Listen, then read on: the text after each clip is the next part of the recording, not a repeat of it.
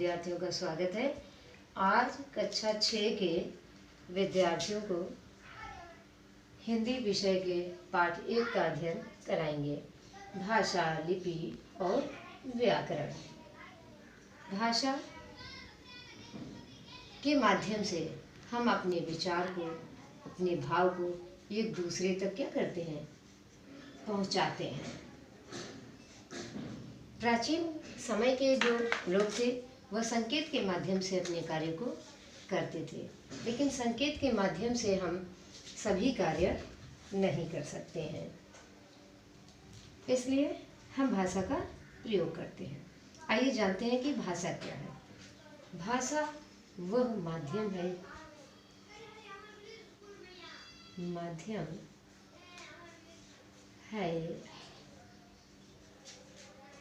जिसके द्वारा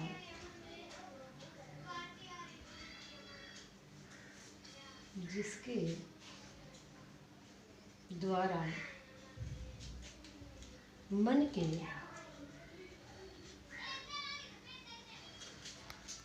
भावों और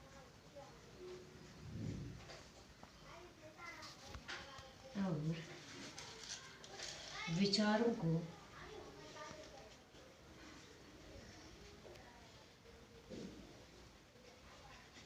प्रकट किया जाता है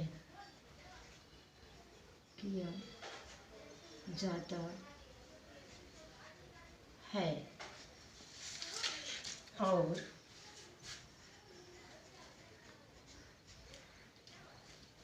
दूसरों के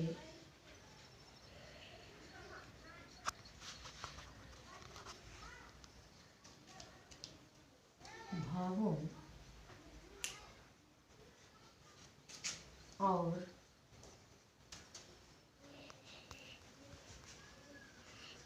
विचारों को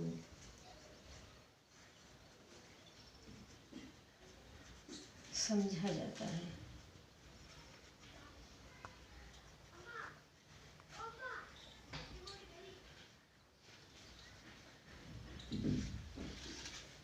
यानी भाषा वो माध्यम है जिसके द्वारा हम मन की भावों और विचारों को प्रकट करते हैं और दूसरे के भाव और विचारों को समझते हैं। अब हमें ये जानना है कि भाषा के प्रकार।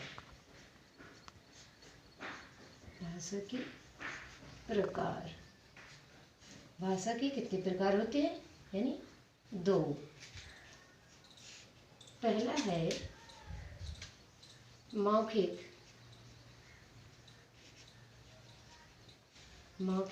भाषा, दूसरा है लिखित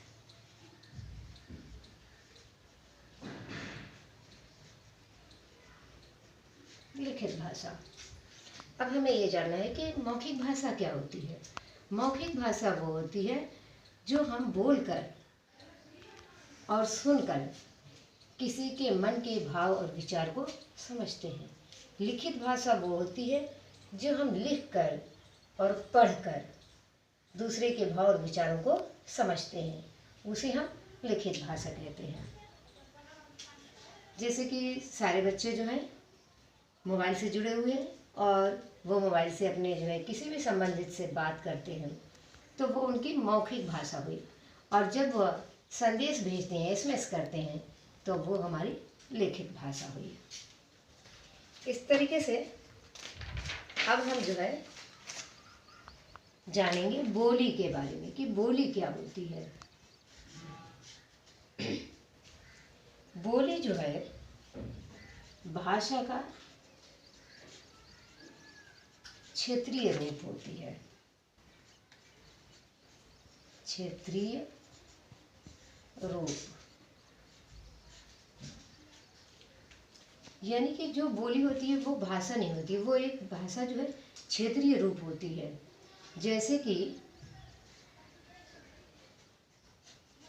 जैसे हरियाणवी,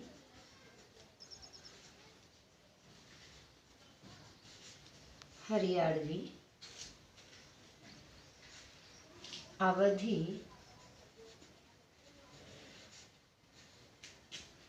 ब्रज आदि। ये हमारी क्षेत्रीय भाषा है। हमारे यहाँ हमारे क्षेत्र में जो है ब्रज कन्नौजी भाषा का अध्ययन किया जाता है, बोला जाता है। आज जो है कन्नौजी भाषा,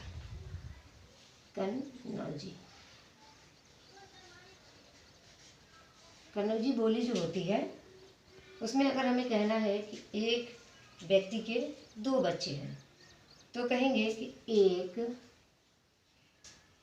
जने के 2 लड़का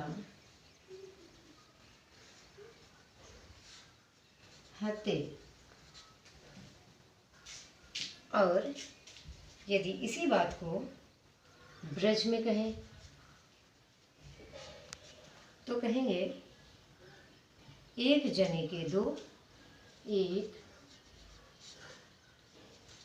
जने के 2 छोरा है। तो ये हमारी जो है क्षेत्रीय भाषा है जिसको हम बोली का नाम देते हैं। अब आइए हम लिपि के बारे में समझते हैं कि लिपि क्या होती है। लिपि संसार में जितनी भाषाएं होती हैं उन भाषाओं को जो हम लिखित रूप देते हैं उसको ही हम क्या कहते हैं, लिपि कहते हैं। मौखिक, इसको नोट करिए, मौखिक ध्वनियों, मौखिक ध्वनियों को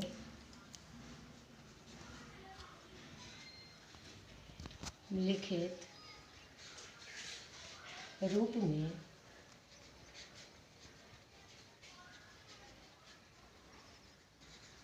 अंकित करने के लिए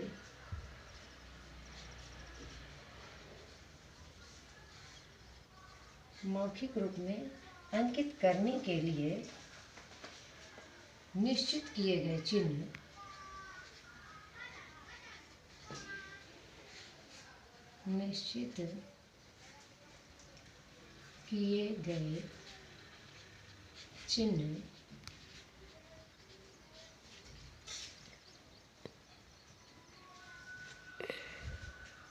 चिन्ह लिपि कहलाते हैं।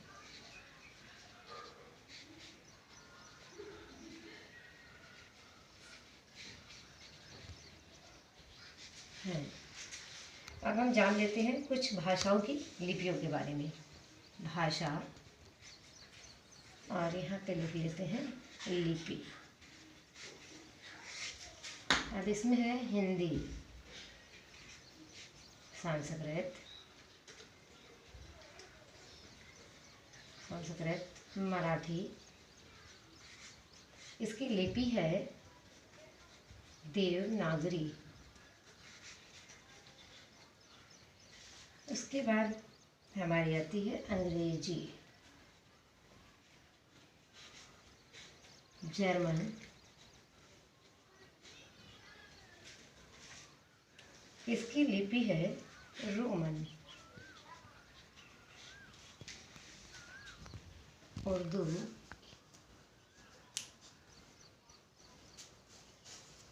इसकी लिपि है फारसी।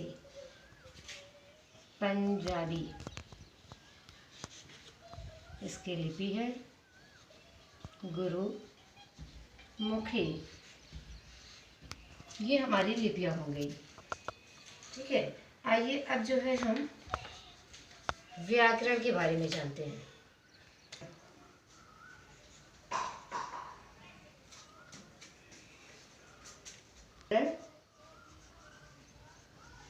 हम जानते हैं कि व्याकरण क्या है, इसके बारे में समझेंगे।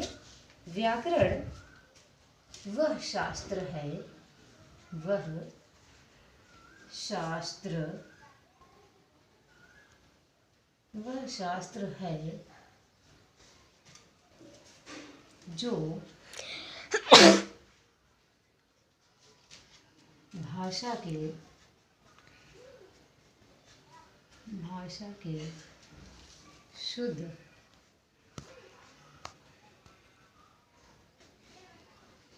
प्रयोग के नियमों का ज्ञान कराता है। जैसे बच्ची दूध पीता है, ये वाक्य हमारा क्या है? अशुद्ध है। इसका शुद्ध रूप होगा बच्ची दूध पीती है। ठीक है, यानी व्याकरण वो शास्त्र होता है जो भाषा के शुद्ध प्रयोग के नियमों का ज्ञान कराता है, हमें शुद्ध पढ़ना और लिखना सिखाता है। आइए हम कुछ विशेष बिंदु को नोट करें। ये अपनी उत्तर पुस्तिका में नोट करिए। नंबर 1 है भाषा वह साधन है जिस के द्वारा मनुष्य अपने भावों और विचारों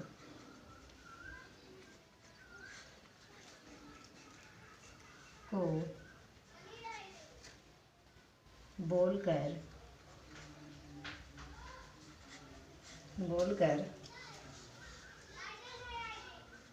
पढ़कर सुनकर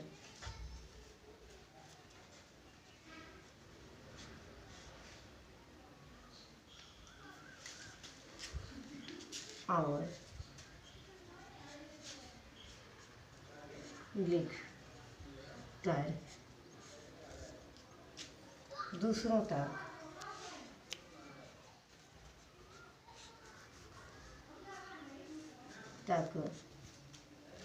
पहुंचाता है।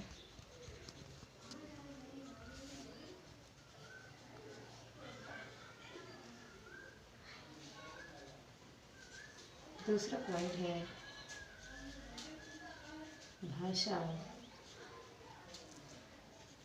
के 2 रूप होते हैं। पहला मौखिक भाषा, दूसरा लिखित भाषा। तीसरा पॉइंट है भाषा के क्षेत्रीय रूप को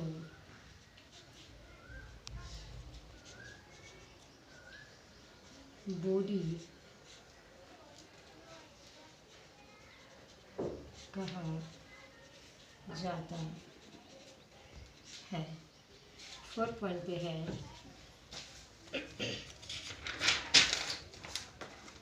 भाषा के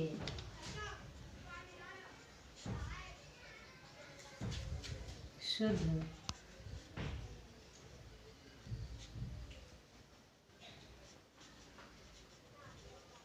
नियमों का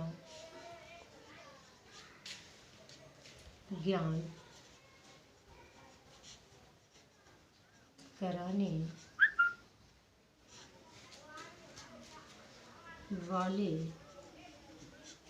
शास्त्र को व्याकरण कहा जाता है। व्याकरण कहा जाता है।